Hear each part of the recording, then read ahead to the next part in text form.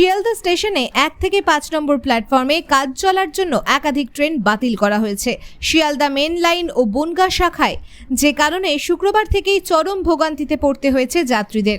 শনিবার চিত্রটা একেবারেই বদলায়নি, বরঞ্চ শনিবার আরও বেশি ভোগান্তি সহ্য করতে হচ্ছে যাত্রীদের।